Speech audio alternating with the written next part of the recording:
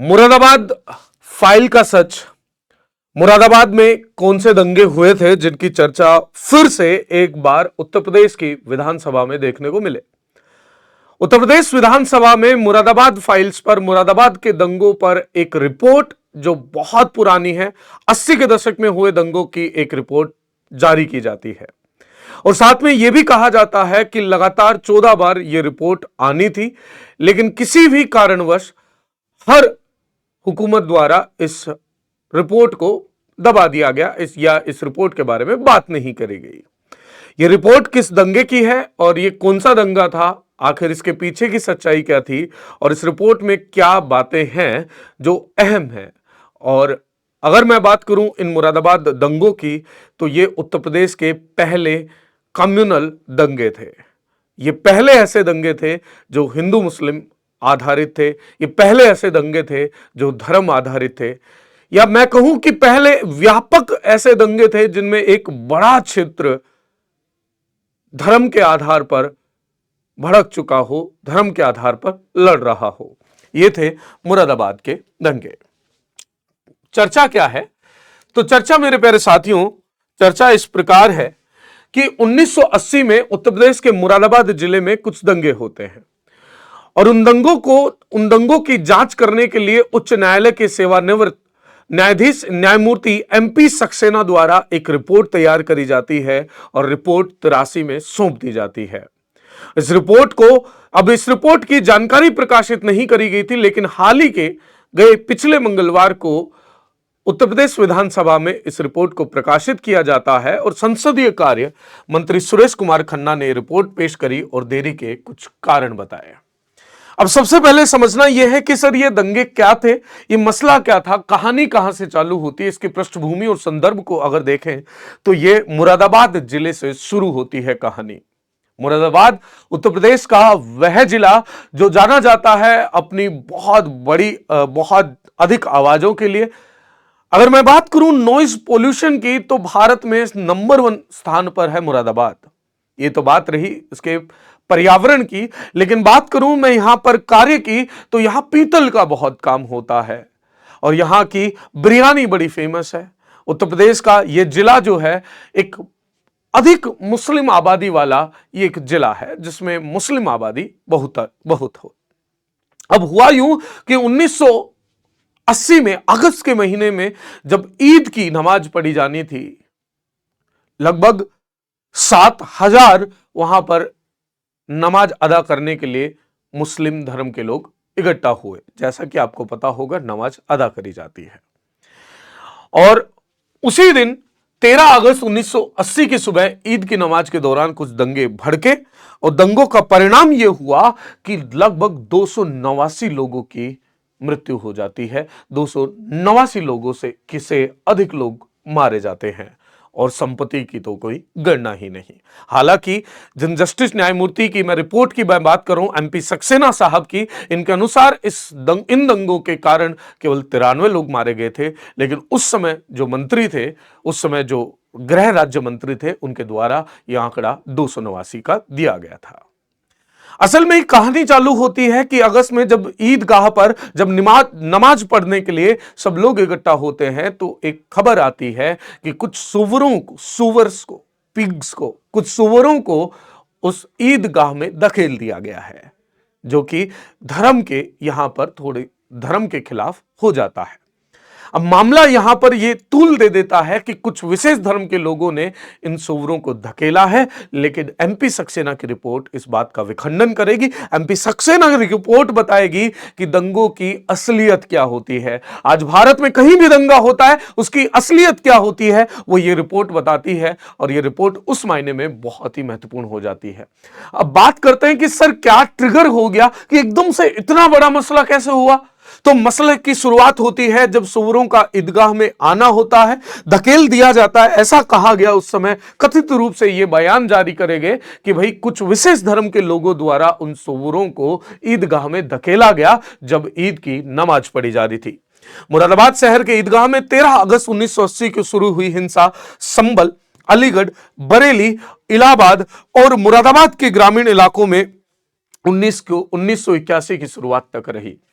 मतलब एक बहुत बड़े इलाके में रही, और यह पहली मर्तबा हुआ था कि उत्तर प्रदेश ने ऐसी सांप्रदायिक हिंसा देखी है, ऐसे धर्म के नाम पर दंगे देखे हैं। इससे पहले भी हालांकि ये साक्ष्य हैं कि दंगे हुए थे, लेकिन इतने व्यापक, इतने बड़े क्षेत्र को प्रभावित करने वाले दंगे नहीं भड़के थे। ये 1980 के दंगे थे जो पहली बार उत्तर प्रदेश को जिन सांप्रदायिक हिंसा ने झकझोर दिया। अब उस पर सरकार का जवाब क्या हुआ? सरकार ने पहले कर्फ्यू लगाया, सरकार ने कर्फ्यू की घोषणा कर दी और व्यवस्था बहाल करने के लिए सेना तैनात कर दी गई थी। इसके बाद एक न्यायिक आयोग का गठन किया जाता है। न्यायिक आयोग माने कि एक न्यायमूर्ति, एक जस्टिस, एक जज साहब को बिठा दिया जाता है और वो उसकी जांच करते हैं। अगर इन न्यायिक आयोग की बात करूं तो दंगों के कारण की जांच करने और उनकी पुनरावृत्ति को रोकने के लिए, सिफारिश करने के लिए एक न्यायिक आयोग नियुक्त किया गया था, जिनका नाम था एमपी सक्सेना साहब। एमपी सक्सेना साहब, एमपी सक्सेना साहब की अध्यक्षता में एक न्यायिक आयोग बनाया जाता है और ये इसमें सदस्य केवल एमपी सक्सेना साहब थे और इन्होंने डिटेल से जांच करी। उन जांचों को भी देखेंगे। उसके बाद सरकार द्वारा मुआवजे की घोषणा करी जाती है। उस दौरान सरकार जो थी वो वीपी सिंह साहब की थी। सरकार उस समय विश्व प्रताप सिंह साहब की थी, जो आगे चलकर भारत के प्रधानमंत्री भी बनेंगे। उस समय उत्तर प्रदेश के सीएम वीपी सिंह थे।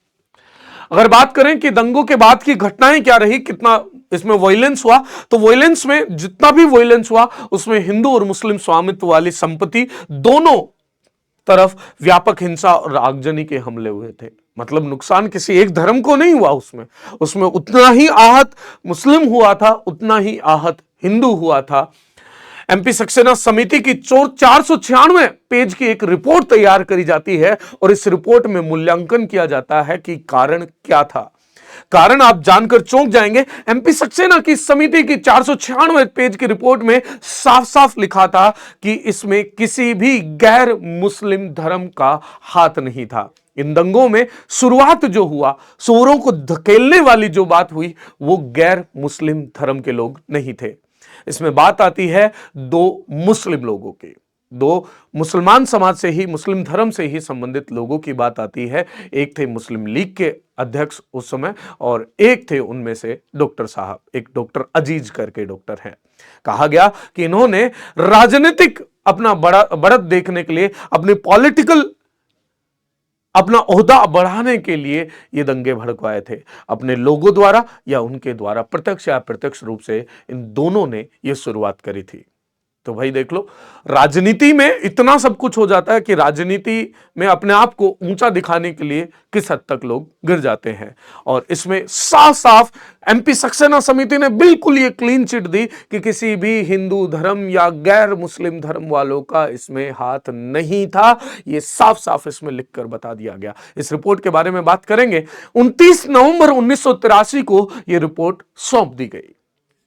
ये रिपोर्ट सौंप दी गई। अब इसका परिणाम और प्रभाव क्या रहे सर? तो विस्थापन हुआ। बहुत सारे लोग जो आम लोग थे, क्योंकि आम लोगों के बारे में मैंने कहा कि आम लोग इसमें इन्वॉल्व नहीं हुए थे इन दंगों में, लेकिन प्रभावित जरूर थे। किसी की धन, किसी की संपत्ति पर कब्जा हमला हुआ तो किसी के व्यक्तियों पर हमला हुआ।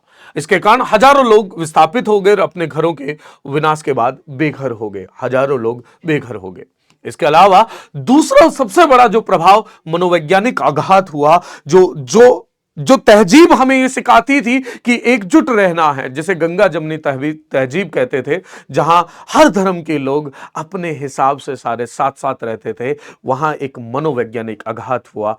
आपस में मन मुटाव आने लगे।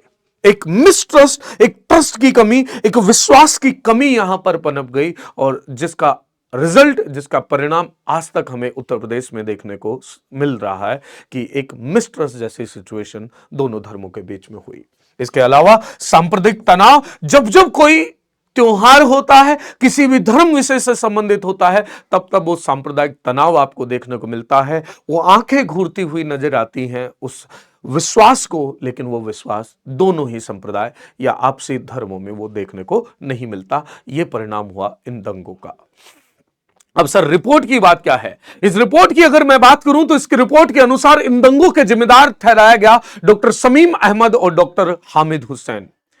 अब समीम अहमद साहब की बात करें तो डॉक्टर समीम अहमद मुस्लिम लीग के अध्यक्ष थे। डॉक्टर हामिद हुसैन जिन्हें डॉक्टर अजीज के नाम से जाना जाता था, ये भी मुरादाबाद से ही संबंध रखते थे और साफ इन्होंने कहा कि इसमें किसी आम मुस्लिम का हाथ नहीं था। ये तो बिल्कुल कह दिया कि किसी हिंदू का हाथ नहीं था, लेकिन इस रिपोर्ट में यह भी कह दिया कि जो जनरल लोग हैं, आम जो लोग हैं, जो अपना कार्य करते हैं, अपना काम करते हैं, अपना पानी पीते हैं और बढ़िया खाना खाते हैं, बढ़िया रहते हैं, अपने बच्चों को बढ़ाने के सपने देखते हैं, अपनी आंखों में बड़ा बड़ा काम करने के सपने देखते हैं, ऐसे हिंदू और मुस्लिम लोगों का कोई हाथ इसमें नहीं था। ये केवल और केवल राजनीतिक लाभ लेने के लिए कुछ नेताओं द्वारा, प्रमुख रूप से इन दो नेताओं द्वारा एक सुनियोजित, ना ये इस पर गौर करना, एक सुनियोजित तरीके से अंजाम दिया जाने वाला एक दंगा था।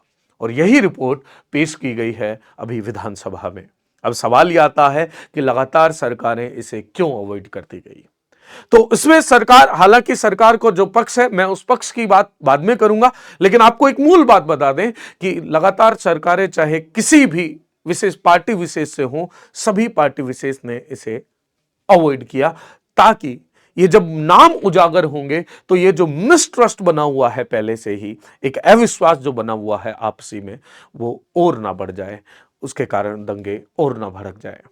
तो हम एक भारतीय समाज को, जिस भारतीय समाज की परंपरा रही एकता, अखंडता, एक साथ रहने वाली, एक समुदाय के अंदर रहने वाली, उस पर एक लांछन लगा 1980 में और उसके कारण आज ये आपको देखने को मिल रहा है। तो यही आपको सीखना है इस चीज से कि दंगे जो हुए और उन दंगों के अंदर आम लोगों का कोई हाथ नहीं होता। ये कुछ व्यक्ति विशेष, समूह विशेष या किसी एक राजनीतिक लाभ के लिए किए जाने वाली चीजें होती हैं। तो हमेशा याद रखिए कि भाई भाईचारे को बढ़ावा दें, एक ट्रस्ट का, एक दूसरे के प्रति अपना विश्वास बढ़ाएं। तो ये मेरा इस रिपोर्ट के बारे में, इस रिपोर्ट को देखने के बाद आप लोगों को सुझाव होगा। बाकी सारी चीजें हमने डिस्कस कर ली हैं। तो ये थी एमपी सक्सेना रिपोर्ट जिस पर मचा है बवाल। चलिए मिलते हैं आपको अगले सेशन में अगली किसी और रिपोर्ट के साथ, अगली किसी और चर्चा के साथ। तब तक के लिए ध्यान रखिए, ख्याल रखिए। Bye bye. जय हिंद, जय भारत।